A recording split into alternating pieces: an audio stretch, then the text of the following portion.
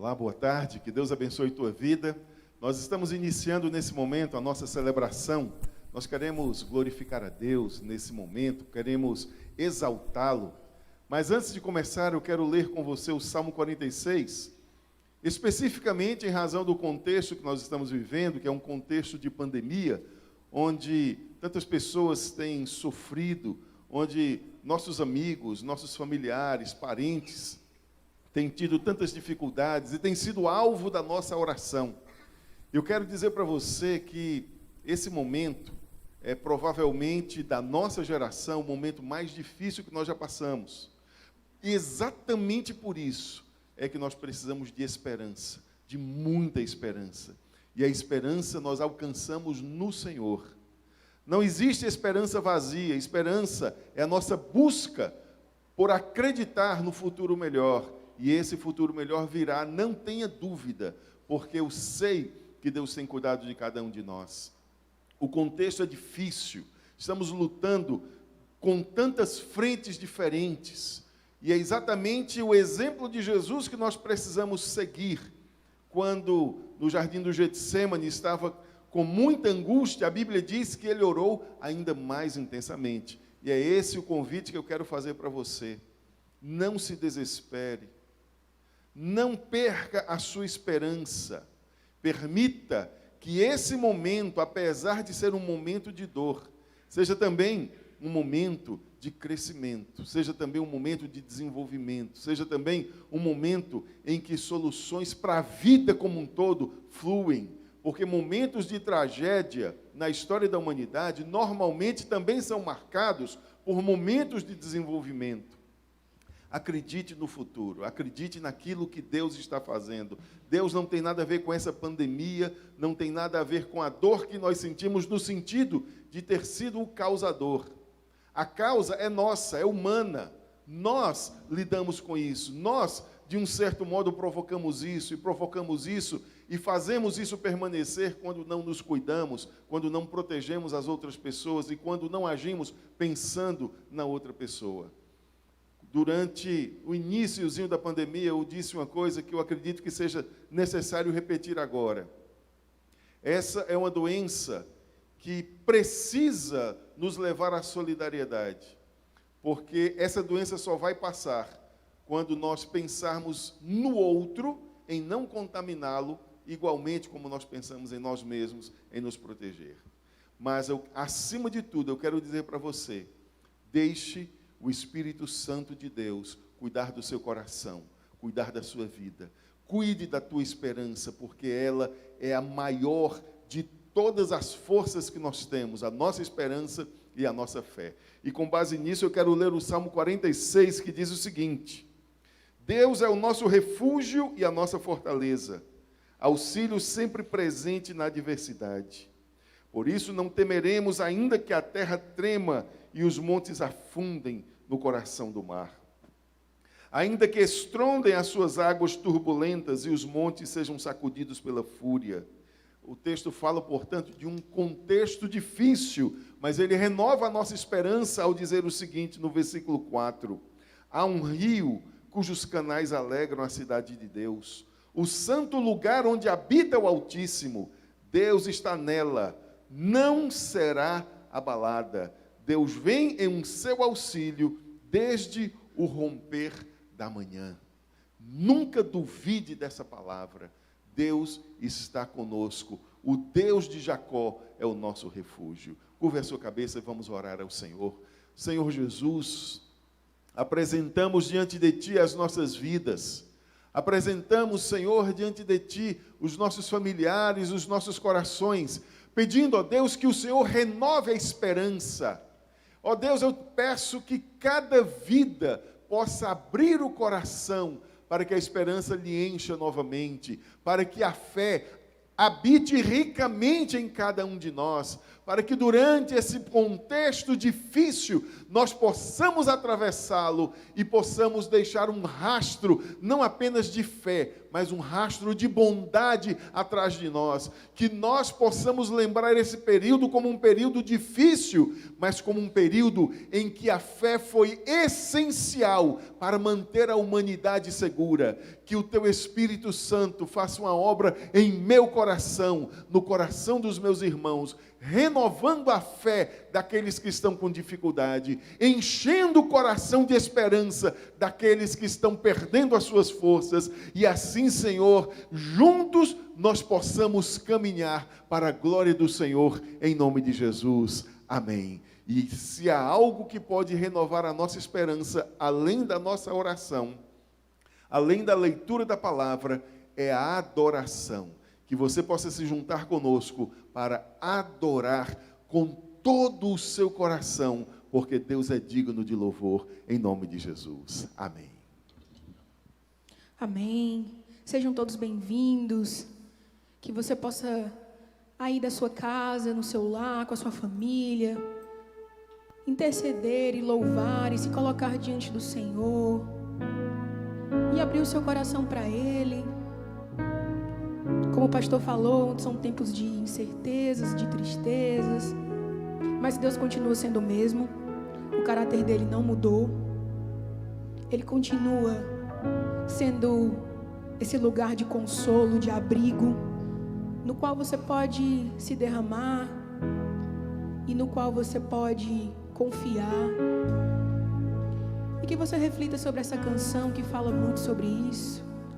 Ainda que a figueira não floresça, que você possa encontrar no Senhor esse espaço de esperança.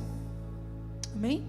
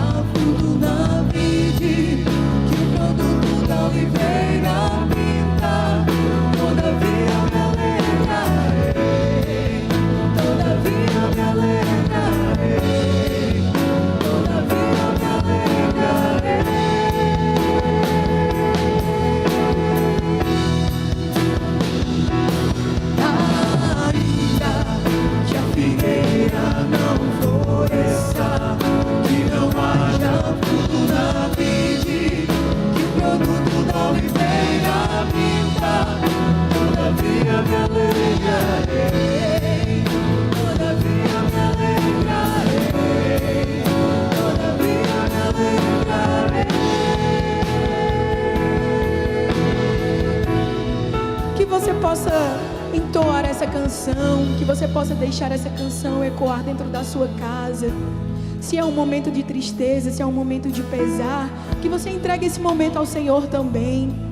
É muito difícil a gente expressar muitas vezes essa alegria no Senhor quando nosso coração está despedaçado pela perda, pelo pesar, mas que você possa se colocar diante do Senhor agora e cantar comigo essa canção e dizer para Deus que apesar desse momento difícil, você deseja estar nesse espaço, nesse lugar, que você depende do Senhor, que você quer que Ele faça esse movimento de trazer confiança, esperança, de te colocar no colo, de chorar nos pés dele, dizer: Senhor, nada parece florescer, eu estou triste, eu estou angustiado, eu estou preocupado, mas ainda assim a minha esperança, o meu foco, o meu alvo é o Senhor. Que você possa cantar comigo agora. Eu tenho um Deus que não vai deixar essa luta me matar, o desespero me tomar. Por mais pressão que seja a situação, o controle ainda está na palma de sua mão.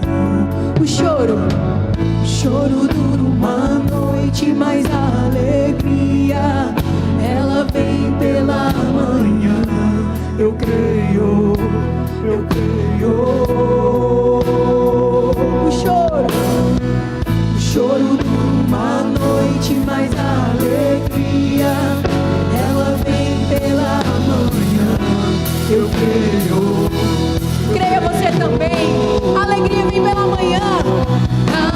Ainda que a figueira não floresça, que não haja fruto na vide, que o produto não me venha a vida, todavia me alegrarei, todavia me alegrarei, todavia me alegrarei.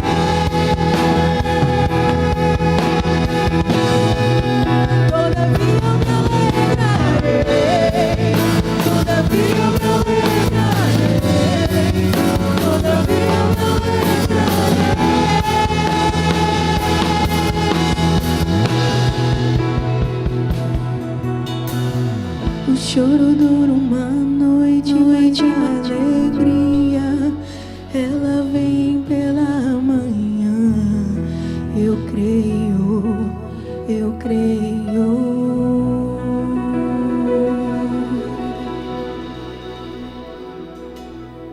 Amém. Que você creia, porque essa palavra é verdadeira e fiel.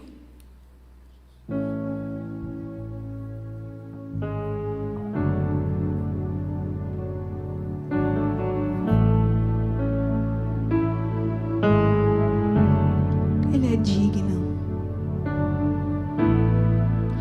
Digno dessa canção, só tu és, Senhor. Digno do meu louvor, só tu és, Senhor. Digno da minha vida, tu és, Senhor. Oh, eu sou teu, eu sou teu.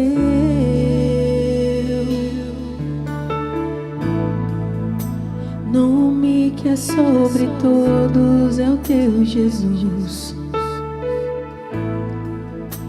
Fonte da salvação, só tu és, Jesus. Digno da minha vida, tu és, Jesus. Oh, eu sou teu, eu sou teu. Santo, és incomparável, és inigualável. Abre os meus olhos, Senhor, mostra quem tu és e enche o meu coração do amor que faz mudar.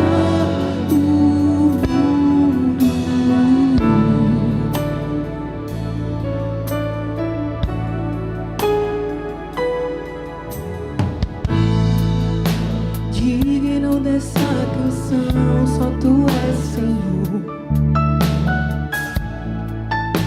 digno da minha vida, Tu és Senhor, digno do meu louvor, só Tu és Senhor. Oh, eu sou Teu, eu sou Teu.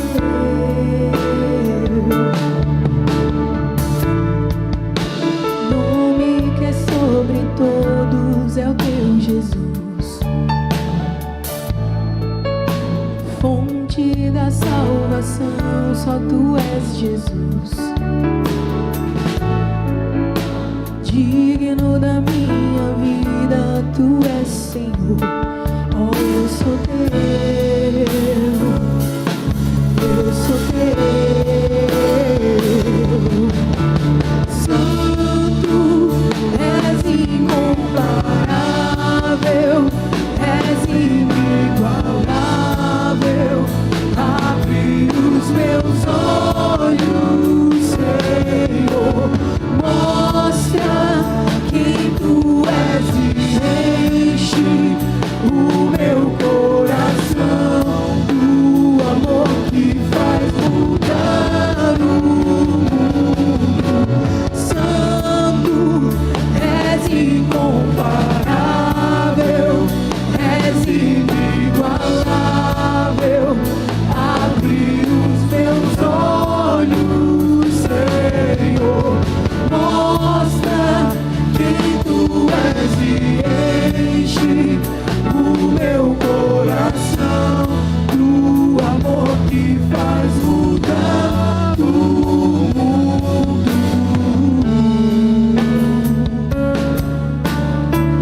Que você possa construir a sua casa nessa promessa firme e verdadeira do Senhor. Que Ele possa ser o seu fundamento, a sua estrutura, que Ele possa ser tudo.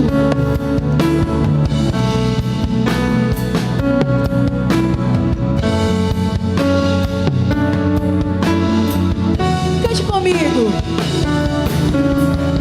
Eu vou construir minha vida em Ti. Tu és meu fundamento. Eu vou confiar somente em Ti. Não vou ser abalado. Eu vou construir minha vida em Ti. Tu és o nosso fundamento, Senhor. Eu vou confiar somente em Ti. Não vou ser abalado. Santo, és incomparável, és inigualável. Abre os meus olhos, Senhor, mostra quem Tu és e enche o meu coração do amor que faz mudar o mundo. Santo, és incomparável, és inigualável. Abre os meus olhos, Senhor, mostra quem Tu és e enche o meu coração do amor que faz mudar o mundo.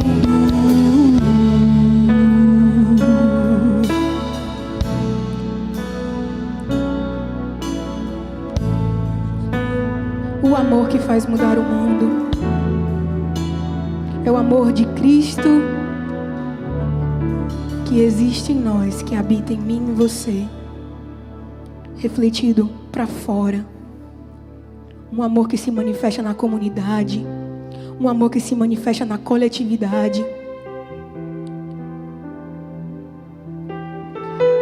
Nunca foi tão necessário ser coletivo, ser solidário, ser empático como agora. Que você possa acalmar o seu coração, aquietar a sua alma, que você possa desfrutar dessa presença. E que se você agora, nesse momento, não sabe exatamente, Senhor, o que eu devo fazer, como é que eu devo agir, talvez o momento agora seja de não fazer nada. Talvez o momento agora seja de você se esconder e se aquietar debaixo da mão poderosa do Senhor. Deixar que Ele esquente o teu coração, silencie o barulho da tua mente, para que você possa ouvir a voz dEle, que é suave, mas que também é objetiva. E que você possa encontrar paz, porque essa é uma outra característica do reino. Deus, Ele aquieta o nosso coração e a gente encontra paz. Mesmo no meio de uma tempestade, a gente consegue dormir sossegado, porque a gente sabe o Deus que nós servimos.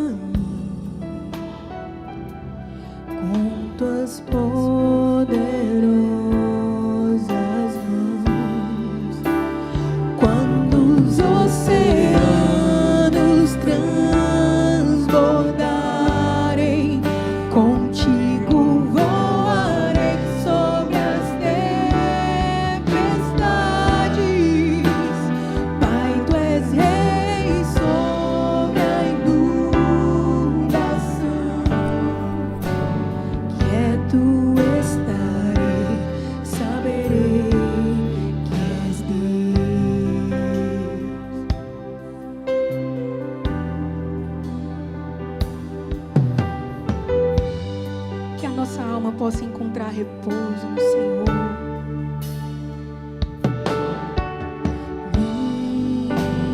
Minha alma descansa somente em Ti. Conheço Teu poder, inquietude e confiança. Quando os oceanos transbordarem, contigo voarei sobre as tempestades. Pai, Tu és Rei sobre a inundação.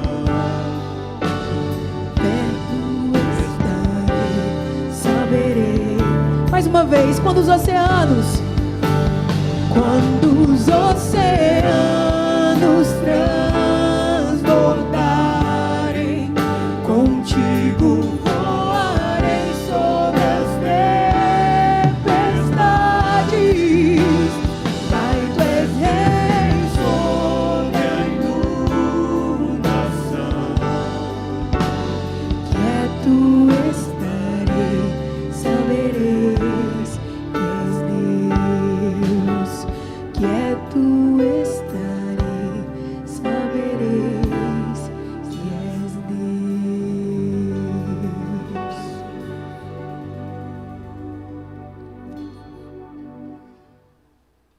Esse louvor, ele fala exatamente a mesma coisa do Salmo 46. Esse é um momento importante. Nós vamos agora, nesse momento, orar ao Senhor, interceder por aqueles que estão enfermos, mas queremos também interceder por sua vida.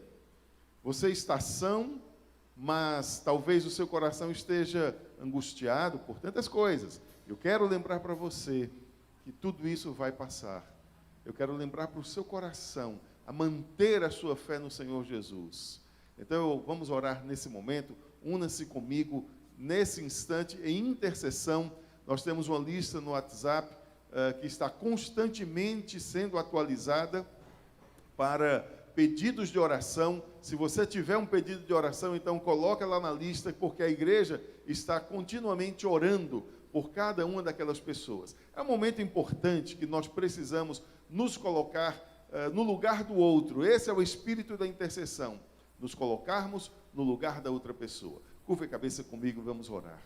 Senhor Jesus, nos apresentamos diante de Ti, como intercessores nesse momento, Pai, sabendo que o Teu amor é que faz a diferença em todas as coisas. Rogamos que cada vida que nesse momento está enferma, que receba de Ti a unção de cura, meu Deus, que receba, Senhor, restauração plena, completa no seu corpo, ó Deus, que o organismo reaja bem a toda a medicação que tem sido administrada, que o Senhor possa trazer sobre cada vida de familiar também paz e esperança. Senhor, em nome de Jesus, é em Ti que o nosso coração habita, é na Tua presença que a nossa alma se refugia.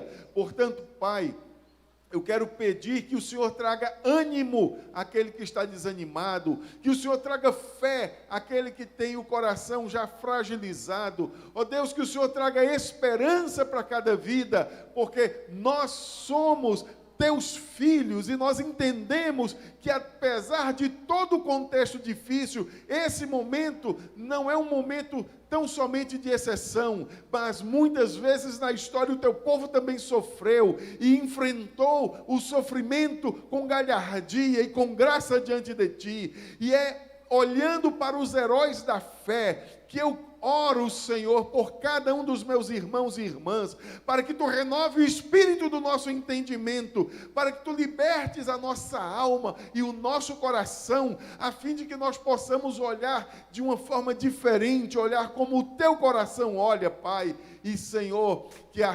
esperança seja renovada em cada coração, em nome de Jesus. Amém, amém. Lembre disso, queridos, lembre disso. Olha, na história do povo cristão, diversos momentos foram momentos de dificuldade. E o cristianismo continuou. E as pessoas que passaram por aqueles sofrimentos e lutas também permaneceram. Não vai ser diferente nesse tempo. Conte com Deus. Fortaleça o seu coração no Senhor. E você vai perceber que a graça do Senhor vai te dar força para lutar por aquilo que você precisa lutar. Tá bom? Nós vamos, nesse momento, orar ao Senhor e agradecê-lo pela oportunidade que temos também de ofertar na sua casa. Eu quero lembrar aos amados que hoje nós vamos levantar uma oferta especial pelo nosso irmão Nonato. Ele foi diagnosticado com um câncer no pulmão e, graças a Deus, esse câncer ele foi diagnosticado em tempo hábil. Ele vai passar por um processo de tratamento, mas em associação com isso, ele também está com Covid, e nós vamos orar por ele, por sua saúde. Eu conversei com ele ontem, ele está bem, apenas com febril, mas a oxigenação está boa, graças a Deus, e vamos então, nesse mesmo espírito, ofertar diante do Senhor, e na nossa oferta eu quero que você designe aquilo que você vai ofertar para o nosso irmão Nonato. Ele precisa de uma suplementação que custa em torno de de R$2.500. Então, eu quero lembrar a você que, nesse momento, é hora de nós estarmos juntos e apoiarmos mutuamente uns aos outros. Vamos orar nesse momento? Senhor Jesus, queremos nos colocar diante de Ti agora pela vida do Nonato, agradecendo, Pai, porque o Senhor o tem fortalecido, e ele tem tido coragem, meu Deus, para lidar com toda essa situação. Eu te peço em nome de Jesus que o Senhor possa restaurar completamente a sua saúde. Oro também, Senhor, pelos dízimos e ofertas que nesse momento nós levantaremos para a tua causa. Ó Deus, que haja mantimento, como diz a tua palavra, na tua casa, que nós possamos, Senhor, fazer tudo aquilo que é necessário.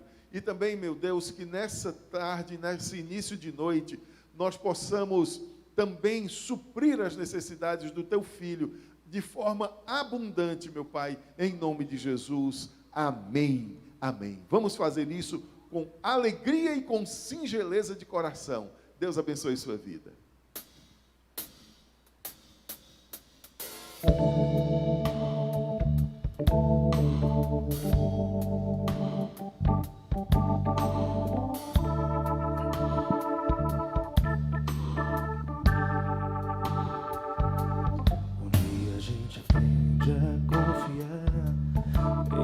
Deus que faz milagres, que ouve a nossa oração, que se faz presente aqui. Um dia a gente aprende a dar um passo só de cada vez, mas sem duvidar,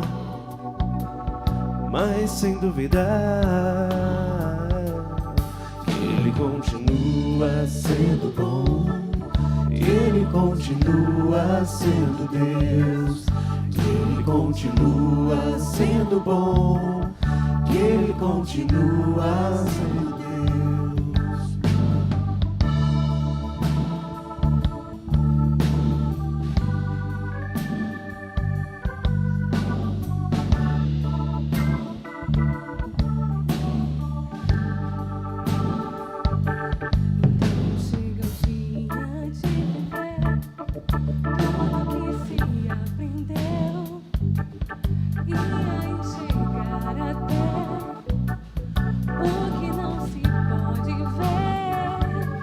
Chega o dia de entender, até ouvir o não de Deus, mas sem duvidar,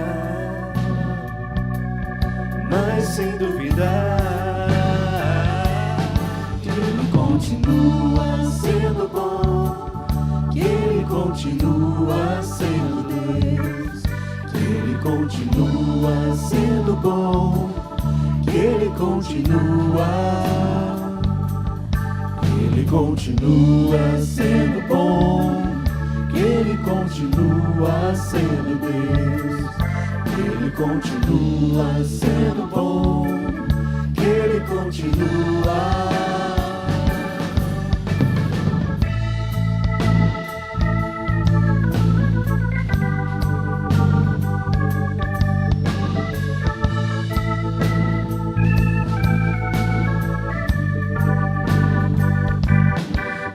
Continua sendo bom, que Ele continua sendo Deus, que Ele continua sendo bom, que Ele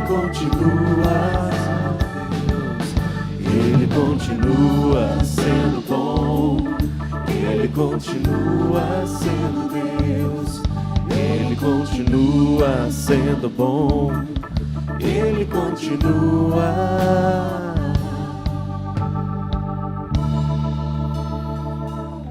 E ainda nesse espírito de que Ele continua sendo bom e Ele continua sendo Deus, que a gente possa seguir nesse espírito de adoração, de louvor, de unidade, de um só com Deus, de conexão total com Ele. Que o seu coração seja terra fértil para essa palavra que vai ser ministrada. Quando falamos que cremos que Deus é a cura é muito mais do que só a cura do Covid, só o término da pandemia, mas que Deus seja cura para o egoísmo, para a falta de coletividade, para a falta de sensibilidade, para a falta de amor, para a indiferença. Que você creia que Deus é a cura para o mundo, que você possa experienciar e viver isso, para que você impacte outras pessoas, para que mais pessoas vivam a cura diária que só Jesus pode trazer. Amém?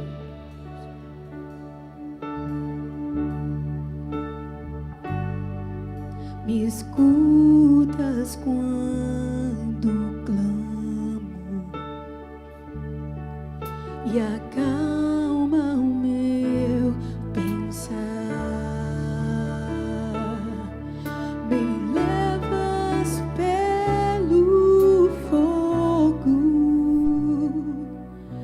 curando todo meu ser. Confio em ti, confio em ti. Creio que tu és a cura, creio que és tudo para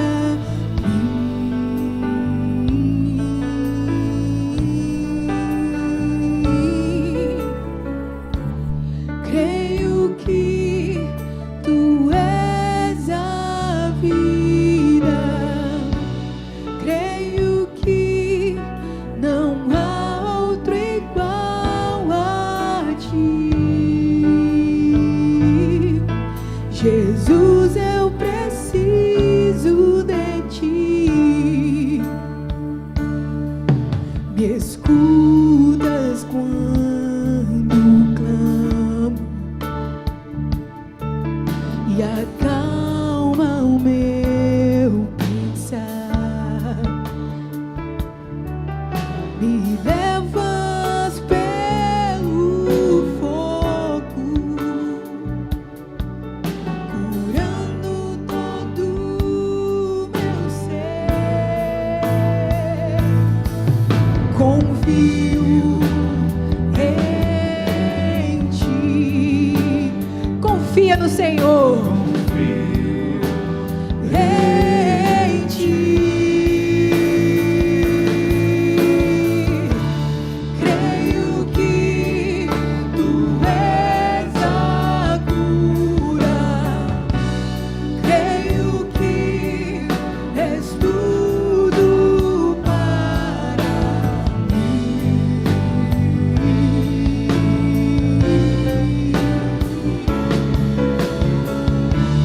creio que tu és a vida, creio que não há outro igual a ti. Jesus, eu preciso de ti. Não há outro igual a ti. Nada é impossível para Deus. Nada é impossível para Deus. Nada, nada. Nem morte, nem desespero, nem depressão, nem ansiedade, nem dificuldade financeira, nem problema político. Nada, nada é impossível para Deus. Ele tem o controle de todas as coisas. E a minha palavra para você essa noite: descansa no Senhor, confia nele, aquieta o teu coração e permite que Ele faça aquilo que Ele tem que fazer na tua vida. Clama ao Senhor: Senhor, me dá forças para confiar, me dá forças para confiar quando tudo parece que está desabando. Preenche o meu coração com essa esperança que agora eu não consigo sentir, mas eu sei que ela está em ti. Me permite, Senhor, estar contigo. Toma conta da minha vida, dos meus pensamentos, do meu coração, da minha família, e opera o impossível. Para ti tens o meu mundo em tuas mãos. Creio que tu és a cura.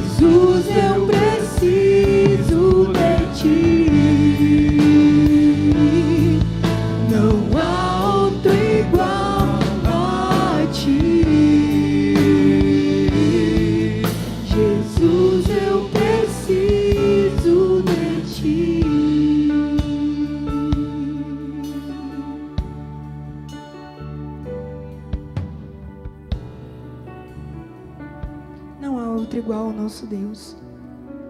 Ele é o único Deus, perfeito, justo e verdadeiro.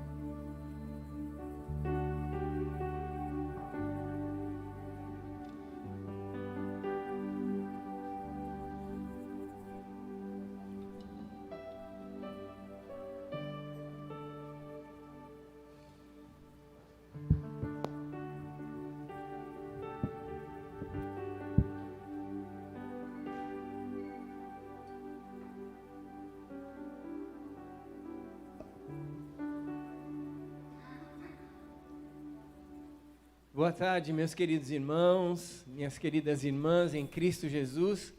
Que a graça, o consolo e a esperança que vem do Senhor Jesus Cristo esteja com vocês, onde vocês estiverem, quando estiverem ouvindo esse culto, ainda que seja no futuro. Quero convidá-los nesse momento a refletir na palavra do Senhor. Vocês viram aí, eu quero falar um pouquinho sobre essa questão, se a pregação do Evangelho já cumpriu o seu papel profético. Porque a pregação do Evangelho tem sim esse papel profético, mas não é o único. E esse papel já se cumpriu?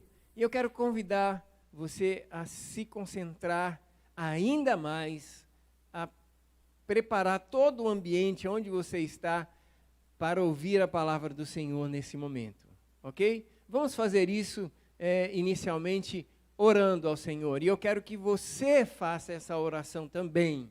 Eu vou dar um tempinho para que você possa orar nesse momento aí mesmo na sua residência.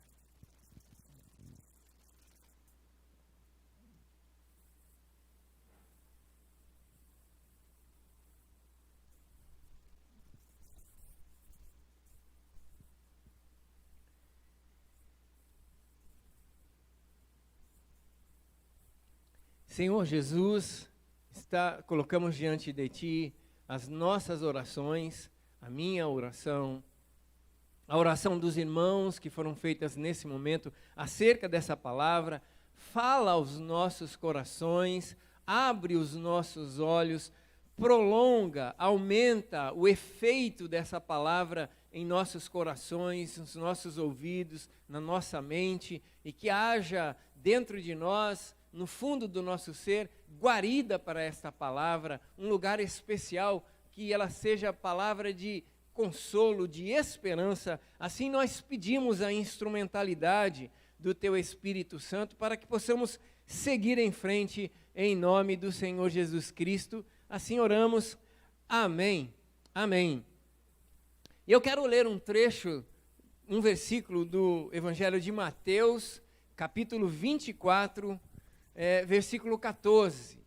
Mateus 24, no versículo 14, diz o seguinte: E este evangelho do reino será pregado em todo o mundo como testemunho a todas as nações, e então virá o fim.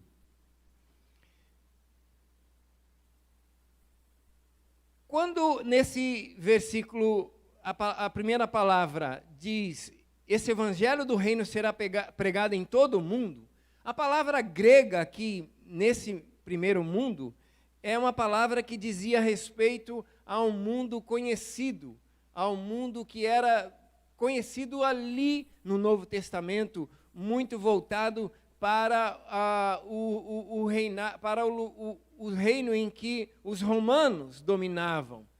Mas aqui no final, todas as nações, é esse termo mesmo, nações. Nós temos uma variante deste texto em Marcos 13:10, que diz assim: é necessário que antes o evangelho seja pregado a todas as nações. A todas as nações. E o termo grego realmente é essa aí, é nações, ok? Então, queria chamar a atenção sua antes de começar a falar sobre isso, porque quando eu estava meditando sobre essa palavra, eu me lembrei de dois episódios da minha vida, especialmente, que eu me lembro, da década de 90. A A década de 90 foi uma década maravilhosa para a minha vida. E eu me lembro que nessa década eu participei de muitas conferências missionárias, eu ouvi muitos testemunhos de missionários, eu ouvi falar muito sobre a janela 1040, que é um trecho, né, do globo onde se concentram várias nações, vários países que são mais pobres e têm menos conhecimento do Evangelho. E eu me lembrei que a interpretação desse versículo que eu acabei de ler de Mateus era sempre nesta direção. Nós precisamos pregar o Evangelho, nós precisamos fazer a nossa parte, como que quem diz, senão Jesus não volta. Nós precisamos fazer se cumprir o que está escrito neste versículo. E eu também me lembrei que na década de 90, eu terminei uma graduação em teologia e eu fui convidado a dar aula num curso de teologia intensivo, lá na Bethesda Sede. O então pastor Carlos Bolsinha nos convidou para dar aula de história da igreja e história das missões. E foi me preparando e foi estudando para poder então ministrar essas aulas, que eu comecei a olhar de forma diferente para este versículo. Eu comecei a olhar de forma diferente para esse conteúdo, então, que está ali. E, na realidade, eu não vou falar sobre detalhes da volta de Jesus, não é? Mas o tema tem a ver com o entorno, questões que giram em torno do retorno, da segunda vinda do Senhor Jesus Cristo. E uma das coisas que eu queria pontuar, logo aqui no início, é que a Bíblia fala muito, ela usa muito a expressão nos últimos dias. Os últimos dias.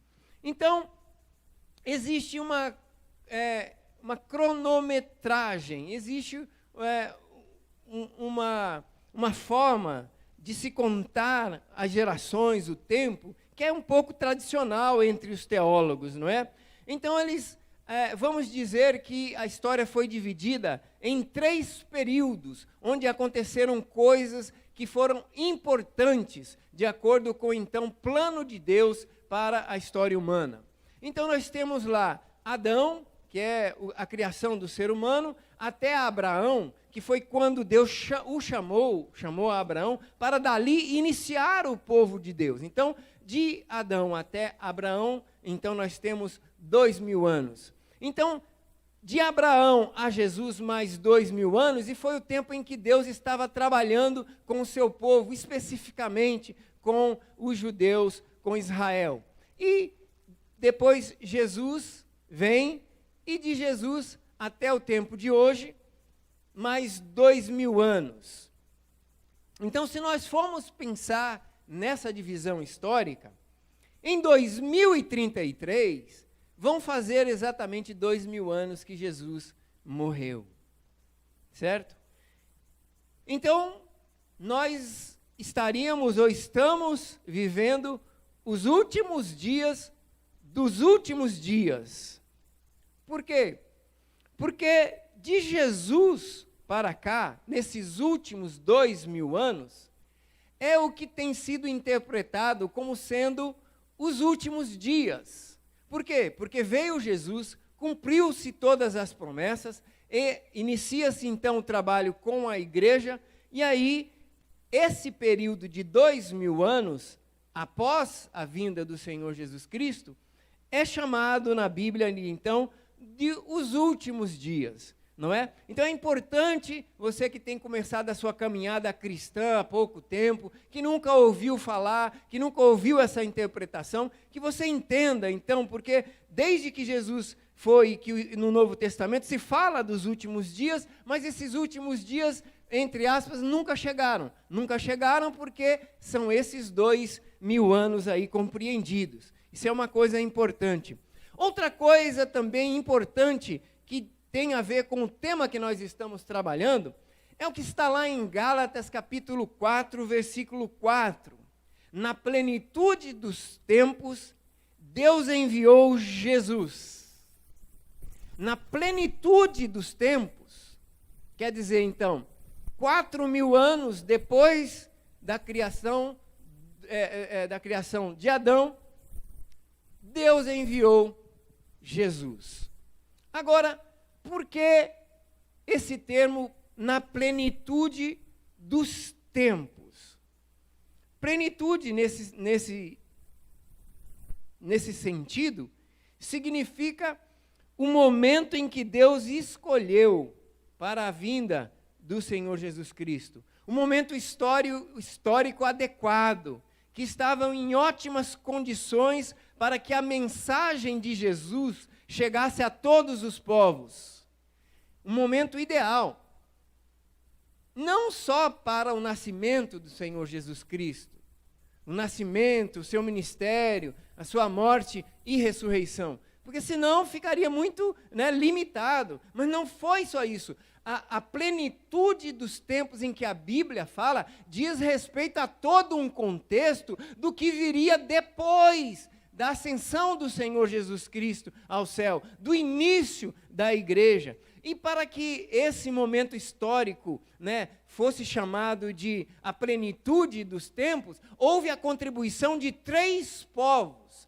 3 povos contribuíram para este momento. Em primeiro lugar, eu vou falar algumas coisas, não vou me aprofundar, mas os romanos, porque os romanos dominaram toda a bacia do Mediterrâneo, muitos lugares distantes, e onde os romanos iam dominando, iam estabelecendo a Pax Romana, por exemplo. Tinha que haver paz onde havia o domínio romano. Não houvesse paz, vinham os soldados e eles sofreriam as consequências. Foi por conta da falta de paz que Jerusalém foi destruída lá em 70 depois de Cristo, porque era um lugar onde havia muitos conflitos. Então, a Pax Romana estabeleceu paz em todo o Império Romano. O Império Romano trouxe a questão do cidadão romano. Era como se ele fosse o suprassumo. Ele tinha que ser respeitado em todo o Império Romano. Então, quando uma pessoa dizia que era cidadão romano, ele não poderia ser maltratado, ele tinha que ser respeitado, ele era então a elite daquele mundo. Paulo era um cidadão romano. Então, o romano, eles também conquistavam os lugares e não mudaram, eles não quiseram influenciar na cultura, na religião dos povos que eles conquistavam. E ele enfraqueceu a fé em outros deuses. Por quê? Porque na época, os deuses serviam, daqueles povos conquistados, serviam para ajudar na proteção contra os inimigos e na colheita.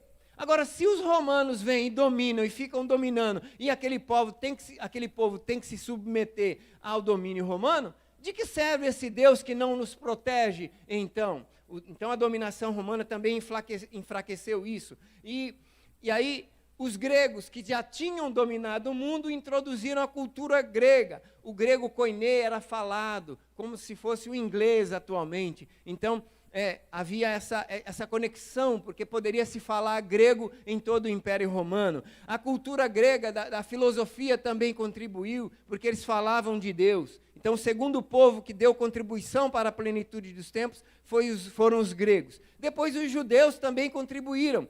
Por quê? Os judeus eram um povo monoteísta. Os judeus, eles tinham a Septuaginta, que era o Antigo Testamento, que foi traduzido para o grego. Então, poderia-se usar a Septuaginta nesses lugares onde era falado o grego. E, sobretudo, porque judeus também esperavam um Messias. Os judeus tinham uma visão linear da história, que a história tem o seu começo e tem o seu fim, e tem coisas para acontecer durante todo esse processo. Então, veja que interessante, o momento histórico onde Jesus nasceu tinha tudo isso no contexto, ok? Então a plenitude dos tempos era, na verdade, para a pregação do Evangelho, para aquilo que viria depois da vinda do Senhor Jesus Cristo. E nós precisamos pensar sobre isso, porque Se Deus é um Deus de sabedoria, se Deus é um Deus que faz as coisas certas no momento certo, por que na economia divina Ele deixaria de aproveitar a plenitude dos tempos para espalhar o Evangelho por todo mundo naquela época? Por quê? Porque qual a outra vantagem, ou qual a outra motivação, motivo da plenitude dos tempos? Hoje em dia, nós temos uma população mundial de 7,8 bilhões de pessoas. Os dialetos se multiplicaram e continuam se multiplicando. A tarefa seria muito mais difícil nos dias de hoje do que naqueles dias. E a gente precisa entender também o contexto. O Evangelho será pregado em todo o mundo como testemunho às nações. Às nações. Então, e você faz uma análise, por exemplo, quando você olha ali para a Turquia, por exemplo. Vamos pegar a Turquia. Você pega a Turquia hoje, ela é um país muçulmano. E aí você vê, quando Paulo está escrevendo aos Efésios, quando a gente fala da igreja de Esmirna, a gente vê o Apocalipse falando sobre isso, essa região era a região da Turquia que o cristianismo foi pregado lá no início do século, no primeiro século da igreja. Depois, com o passar do tempo, esse país se tornou muçulmano. E então, o evangelho foi ou não pregado lá na Turquia como testemunho àquela nação? E existem outros versículos, então, na Bíblia. Nós não encontramos, vamos dizer, nenhum versículo que apoie ou que diga que o Evangelho não foi pregado no Novo Testamento. Não tem um versículo que concorde com esse versículo de Mateus 24, 14. Mas o que a gente tem é ao contrário. Por exemplo, Colossenses 1,6, ele diz assim: por todo o mundo, e aqui ele usa a palavra cosmos, por todo o mundo, completo. Este evangelho vai frutificando e crescendo, como também ocorre entre vocês, onde eles estavam, a quem ele se dirigia, desde o dia em que o ouviram e entenderam a graça de Deus em toda a sua verdade. Interessante isso. O apóstolo Paulo falando do progresso, do que estava acontecendo com a pregação do evangelho no mundo, no cosmos. Em Romanos capítulo 10, versículo 18, quando Paulo está falando aos judeus, esse contexto aqui é a fala sobre os judeus, e então ele pergunta, mas eu pergunto, desculpem, eles não ouviram? Quer dizer, quem? Os judeus. Claro que sim. A sua voz ressoou por toda a terra, e as suas palavras até os confins do mundo. Paulo dizendo isso lá em Romanos. Então, esses dois e alguns outros contextos querem indicar que o evangelho se espalhou pelo mundo de então. Até existe a tradição da igreja. O que a tradição da igreja diz sobre o apóstolo Tomé? A tradição diz que Tomé foi para a Índia. E lá morreu.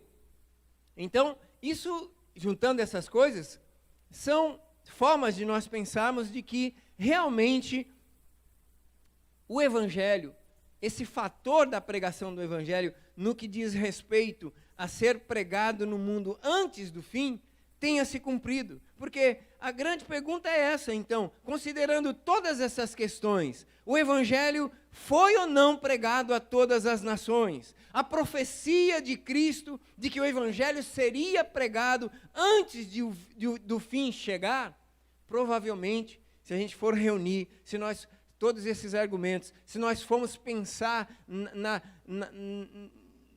na economia divina, na plenitude dos tempos, nós precisamos dizer sim.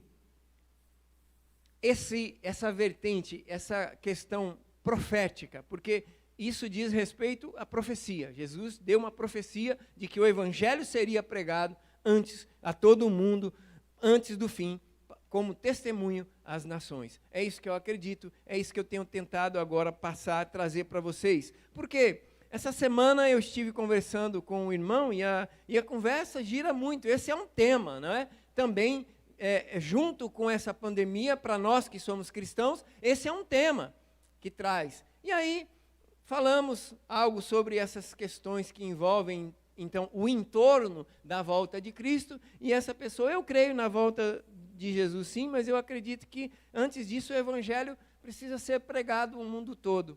Foi quando eu me lembrei, então, que eu tinha feito as anotações acerca dessa ideia, e assim nasceu, então, essa convicção de trazer essa palavra hoje. E aí, se nós nos deparamos com essa notícia, de que o evangelho foi pregado em todo o mundo, não precisa mais pregar o evangelho?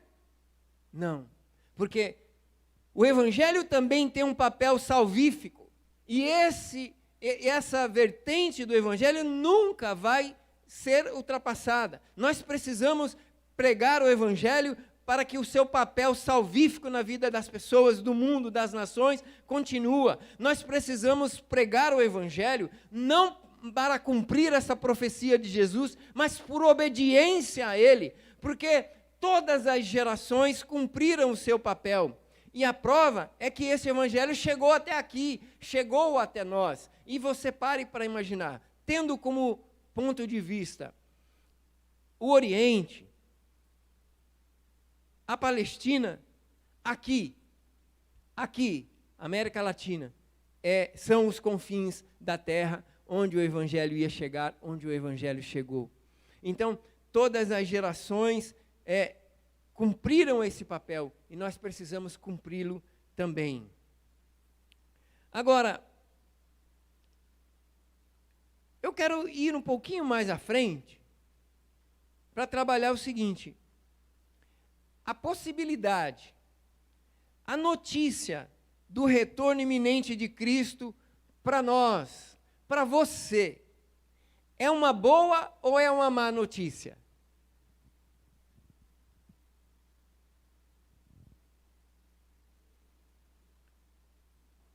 Que tipo de notícia é essa para você? Isso é interessante a gente pensar. É bom ou ruim?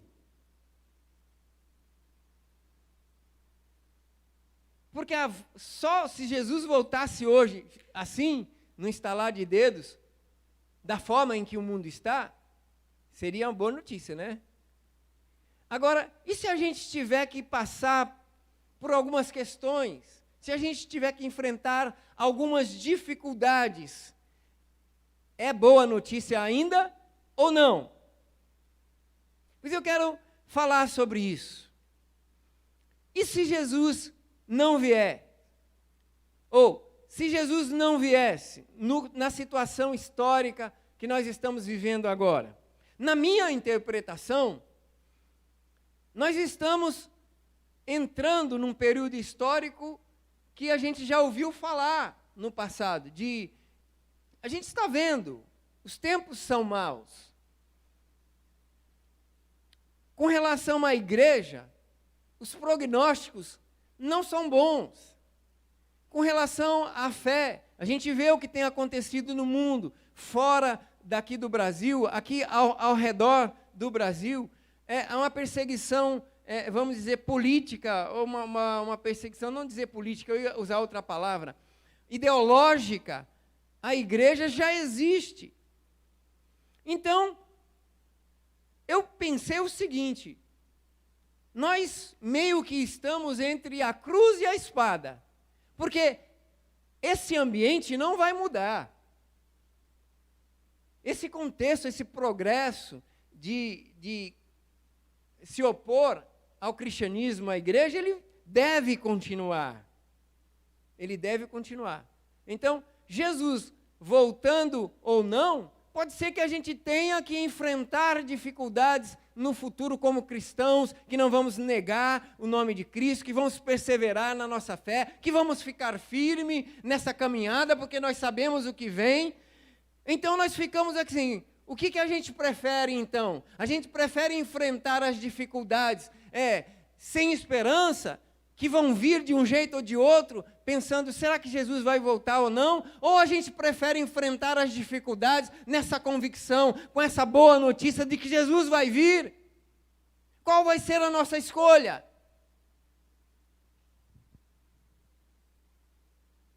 E eu anotei aqui a gente falar da polarização da sociedade, e não todo mundo só pensa na questão política, mas a polarização da sociedade está em todas as áreas.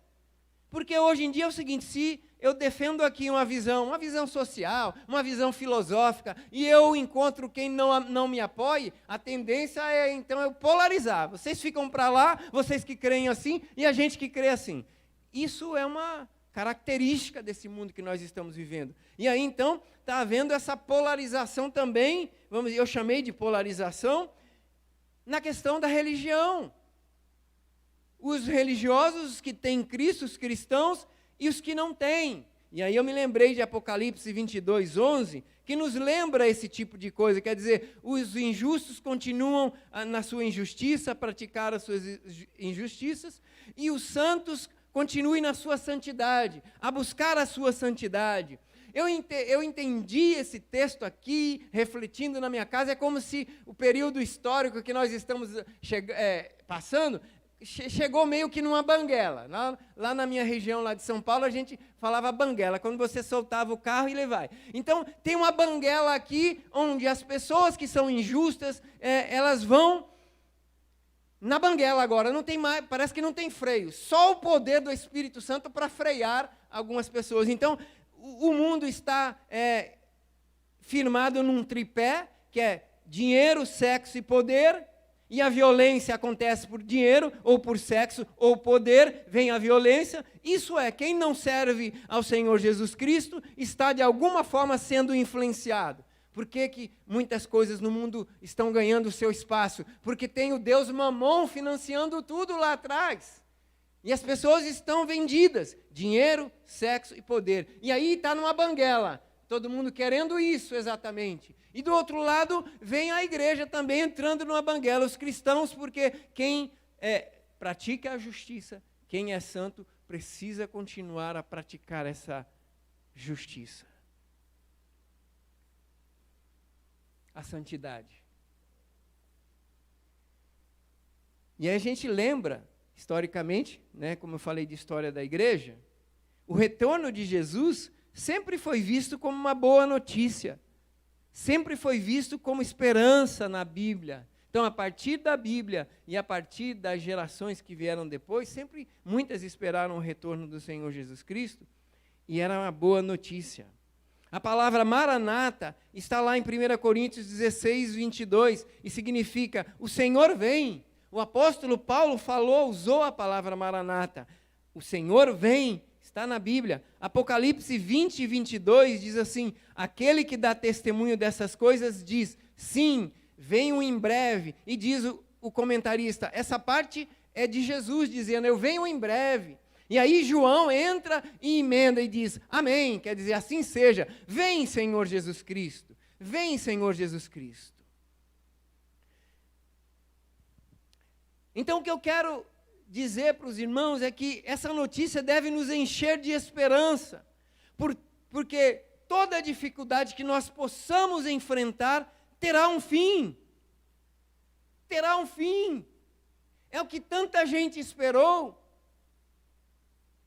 Pode ser que aconteça na nossa geração, porque há algum tempo atrás, eu achava que a minha geração não iria ver o retorno, a segunda vinda do Senhor Jesus. Quando eu falo o retorno do Senhor Jesus, se diz respeito à segunda vinda dele. Mas as coisas começaram a acontecer e eu comecei a mudar esse pensamento, porque hoje eu creio que pode muito bem acontecer sim na minha geração. E aí, nós temos aqui então na sequência, uma questão que aparece. Diante dessas notícias, diante do que nós estamos vendo, como podemos orientar nossas vidas diante da possibilidade do retorno eminente de Cristo? Como nós vamos orientar as nossas vidas? Tem um texto muito conhecido de Atos 2, que é o texto clássico da igreja primitiva, 2, 42, 47, em que registra que os irmãos vendiam suas propriedades e bens e distribuíam a cada um conforme a sua necessidade. E há um consenso acerca da interpretação desse versículo.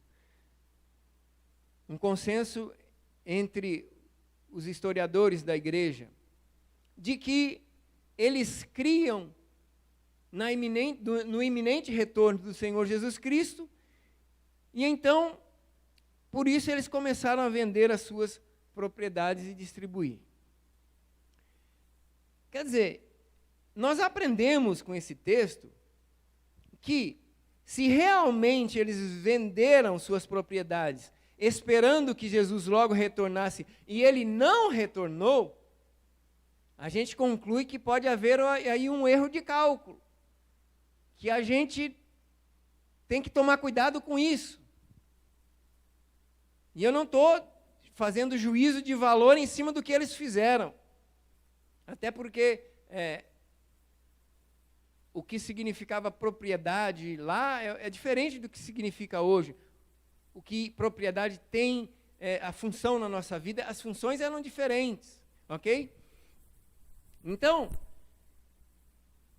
muitas gerações, como eu já falei, esperaram o retorno do Senhor Jesus Cristo e ele não retornou. Mas, por outro lado, e eu quis considerar isso também, nós aprendemos na passagem de Atos que a crença na iminência do retorno de Cristo produziu no coração daquelas pessoas um desapego às coisas desse mundo. Produziu, é fato. Então a questão é: como podemos viver nesse mundo conscientes de que Cristo pode retornar a qualquer momento e por isso não vale a pena viver apegado às coisas desse mundo, mas ao mesmo tempo em que precisamos das coisas desse mundo para a nossa segurança, para o caso de Jesus se demorar mais do que nós imaginamos que ele demore? Como é que a gente vai trabalhar em cima dessa dialética? Como é que nós vamos pensar sobre isso? Porque eu também não posso ser ingênuo, e eu falo a partir da minha própria vida, que eu tenho o desejo, sim, de ter, ter a minha casa, manter, não sair por aí pagando aluguel. Os bens materiais, ele tem um papel na minha própria vida. Então, como é que a gente vai trabalhar isso? E aí eu imagino que a questão é complexa. A questão é bem complexa, nós vivendo nesse mundo de tantas necessidades. Como é que nós vamos fazer?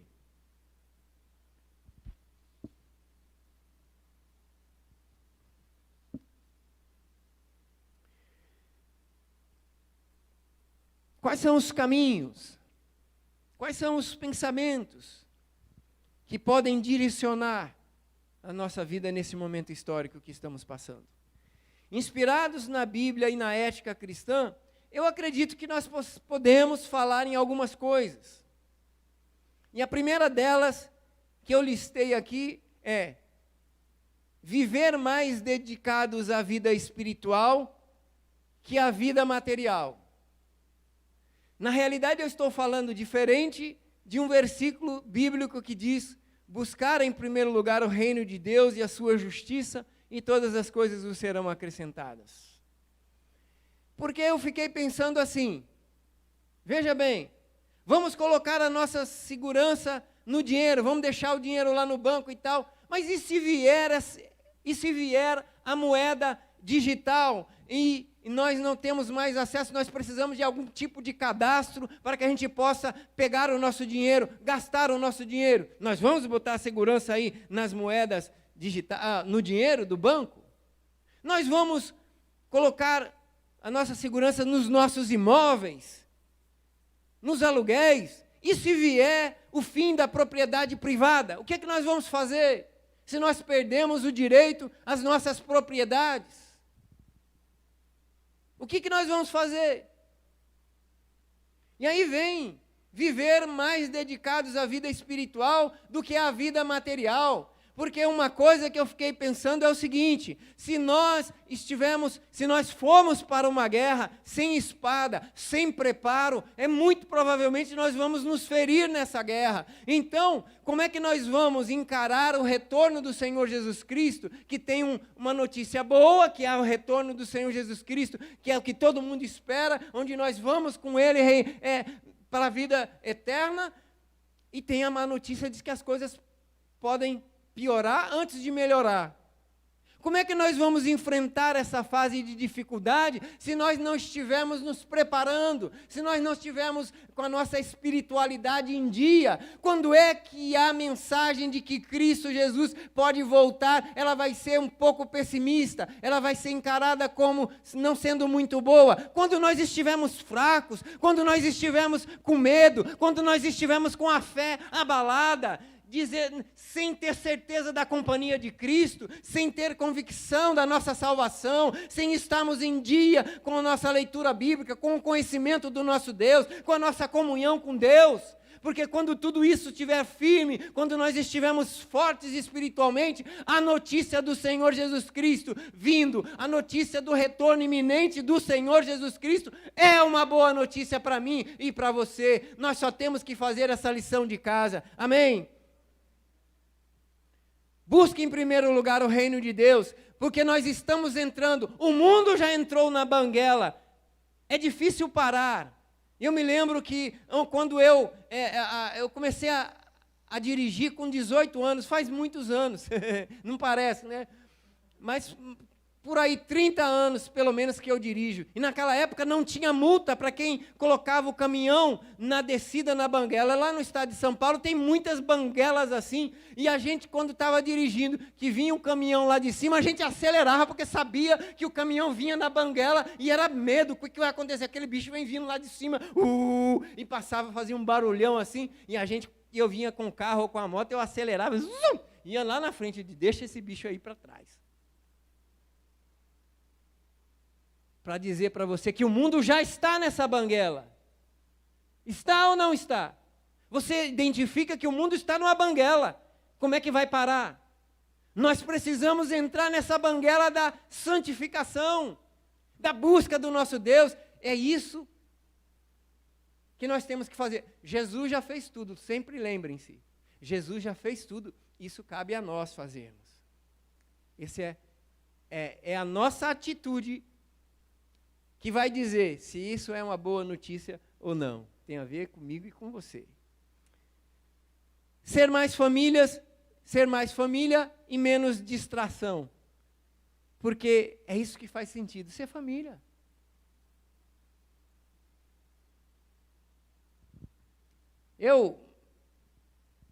Às vezes eu fico meio desanimado de falar sobre criação de filhos, sobre a família, porque eu já cometi muitos erros. Eu dou meu testemunho aí em alguns lugares, e com a relação do meu pai, foi complexa a relação com meu pai. Então, isso trouxe algumas dificuldades para a minha vida na criação dos filhos e tal. Depois de muita lapidação, segundo a Yara, eu melhorei. Então, é um bom testemunho, porque a esposa falar que você melhorou, então já está. Trabalhe para a sua esposa falar que você melhorou, que está de bom tamanho. Mas não foi fácil. Então, eu cometi alguns erros, mas também tem acertos, né? A gente sempre, desde o começo, falou muito em família. Estar com a família, valorizar a família, a nossa família. A coisa que mais a gente faz lá não é, Natan, é família. Vamos sentar lá na mesa com a família? Vamos. E aí, um dia a gente foi lá para a casa da avó, a casa da mãe da Yara, minha sogra, ela tem uma casa grande lá e tal, e aí a Sofia inventou de, vou dormir com a avó, eu vou dormir com a avó e tal, meu sogro faleceu há alguns anos, e aí lá se vai, aí a Sofia dormir com a avó, e nós ficamos no quarto, eu, a Yara e o Natan. E aí, lá pelas tantas, vem a Sofia, desistiu de dormir com a avó, e foi lá dormir com a gente no quarto, né? Tudo bem, acolhemos lá, ajeitamos, ela dormiu lá no quarto com a gente. Depois, no outro dia, a minha sogra dizendo, né? A Sofia estava dormindo lá comigo, de repente ela falou assim, não, eu vou dormir com a minha família, E se mandou e foi dormir com a família. Isso é precioso. É isso que nós vamos levar. Porque o cálculo é o seguinte, Jesus pode voltar, é real. O que é que importa? Os valores espirituais, os valores morais, os valores relacionais. Isso que importa. Porque a gente não tem certeza de mais nada. E firmes espiritualmente, tudo isso vai começar a fazer sentido. Doar mais do que já doou. Entendeu? Doar mais do que já doou. Eu vi uma crítica de um cidadão num grupo de cristãos que a gente tem, que ele disse assim, fulano de tal lá do mundo doou toda a sua fortuna para a causa dos LGBT. Ótimo. Cadê as doações no mundo cristão? Cadê os milionários cristãos que estão doando? Então, doar mais do que já doou. Doar-se mais do que já se doou. O ministério continua precisando de gente, a comunidade vai continuar precisando da contribuição dos irmãos. Doar-se mais do que já se doou. Amar mais do que já amou.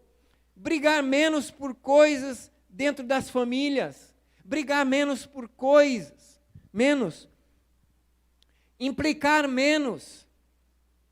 Implicar menos com as coisas e com as pessoas. Viver mais a verdade e menos o fingimento.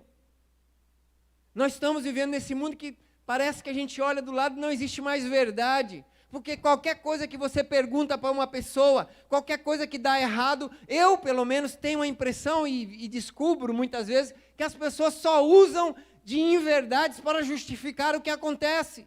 Não existe mais verdade, não existe mais sinceridade, entre aspas, né? Porque tudo que se faz no mundo dos negócios, bota uma mentira para esconder, bota um negócio e você não tem mais acesso à verdade. As relações estão assim. Uma pessoa estava me contando que ela vai nesse lance de conhecer outra pessoa e tal, e aí começa a conversar e tal, e aí não dá para acreditar, porque você está querendo conversar, as pessoas não falam mais a verdade para outra pessoa. Como é que você vai começar um relacionamento desconfiando de que aquela pessoa não está sendo sincera com você, que ela está usando de mentira para justificar o motivo dela não querer falar, dela não querer conversar, ou sei lá o quê?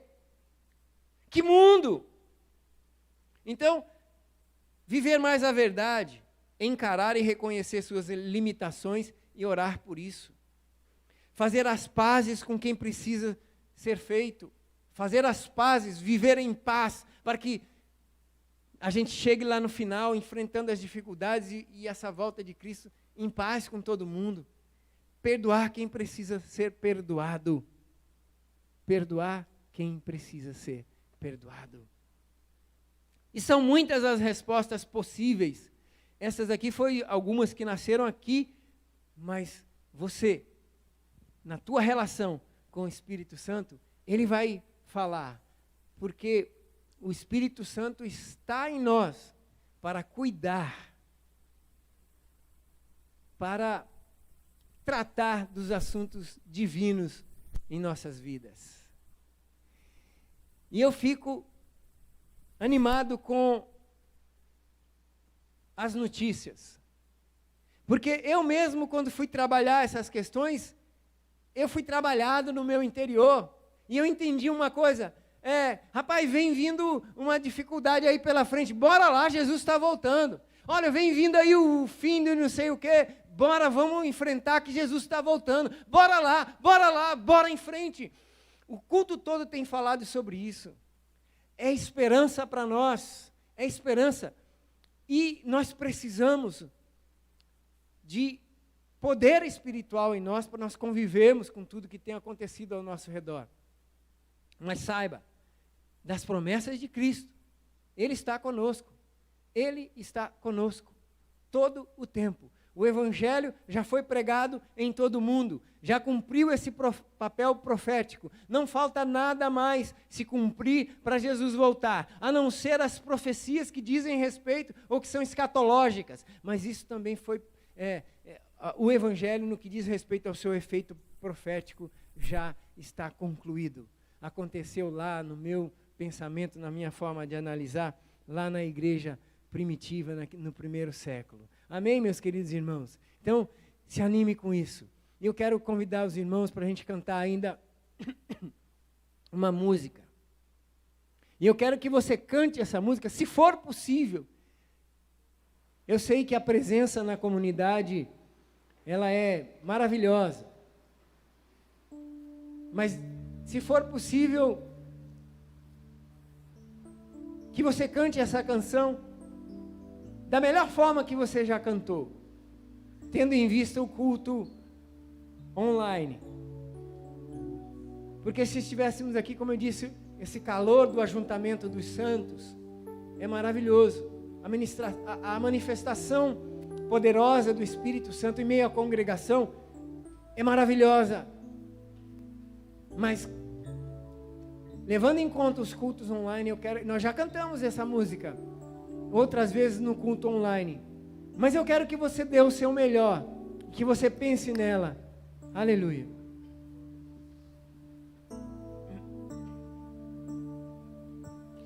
Maranata,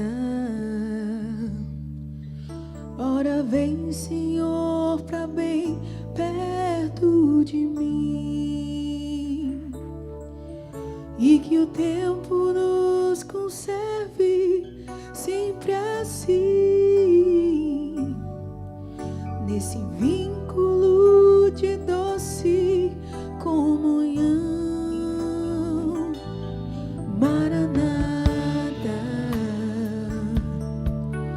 não apenas para curar minha doença, pois preciso celebrar tua presença, que é tão doce, tão vital ao coração. Deus,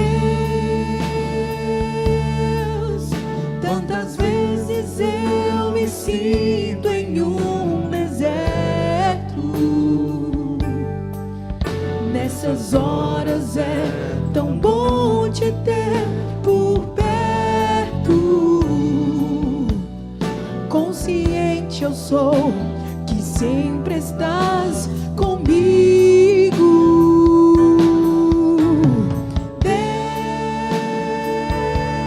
Deus, quero sentir mais da tua plenitude,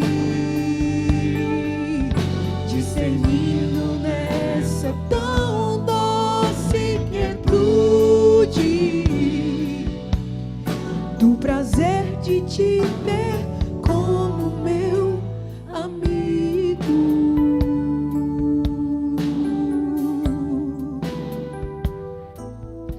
Maranata. Aleluia. O autor dessa música, já para ele a volta de Cristo já se concluiu. Pastor Alisson Ambrósio, que deixou saudade, foi ele que celebrou meu casamento com Dayara. Por isso eu pedi para que nós cantássemos essa música. Ele foi, deixou muita saudade, já está com o Senhor Jesus Cristo. E nós estamos aqui, esperando o Maranata. O Senhor vem, o Senhor vem. Vamos orar nesse momento, vamos pensar nisso, e vamos pensar como vai ser a nossa vida daqui para frente, a nossa relação com Deus.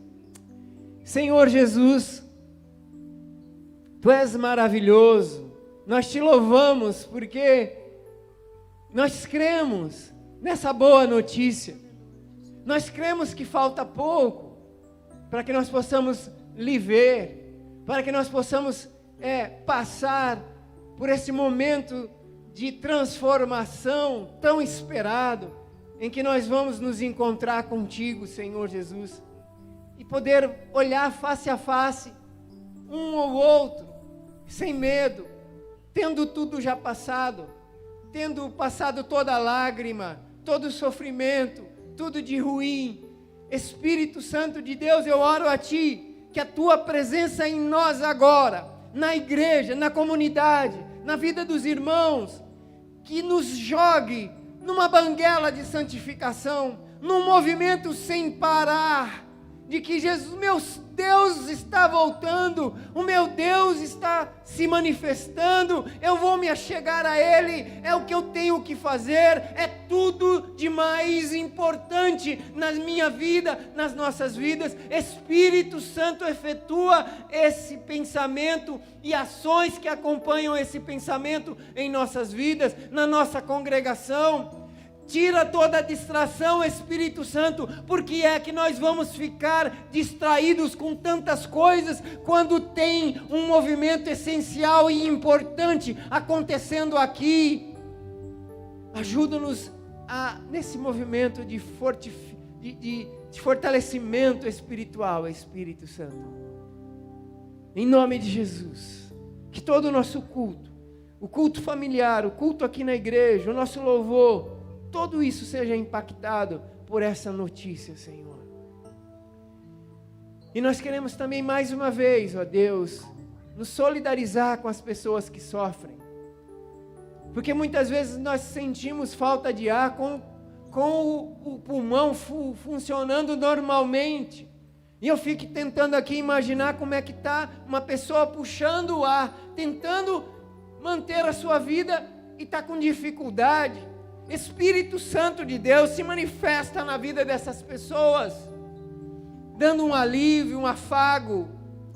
Espírito Santo, as pessoas que estão sofrendo ali no hospital da Unimed, e você que está em casa, ore para os hospitais que estão em volta, perto da sua casa, para que o Espírito Santo vá lá então, ó Espírito Santo, e amenize esse sofrimento, que as mãos que toquem essas pessoas, os trabalhadores, os médicos, os enfermeiros, sejam como mãos de anjos. Espírito Santo de Deus, faz para além daquilo que nós podemos imaginar, porque, como já foi dito, para Ti nada é impossível. Para o Senhor nada é impossível. Amém? Amém. E o apóstolo Paulo, quando escreveu aos Tessalonicenses e falou do retorno do Senhor Jesus Cristo, do arrebatamento, ele disse no final: consolem-se com essas palavras. Consolar porque aquela igreja estava sem esperança, eles estavam com medo de não encontrar mais os que tinham falecido. Então ele fala: consolem-se com essa esperança, vocês vão se encontrar com os teus entes queridos quando Jesus voltar, mas consolem-se também com a notícia do retorno do Senhor Jesus Cristo. Consolem com as duas coisas. E é isso. Então, console-se com essa palavra, que essa palavra possa encher o coração dos irmãos de esperança. Amém? E que a graça do Senhor Jesus Cristo, o amor do Pai e a comunhão, o consolo, a presença, a cura, a restauração, o afago do Espírito Santo de Deus esteja sobre cada vida aqui presente, na sua casa, nos hospitais, em nome do Senhor Jesus Cristo. Deus abençoe vocês, boa semana, que Deus esteja sempre conosco. Amém, amém. Deus abençoe.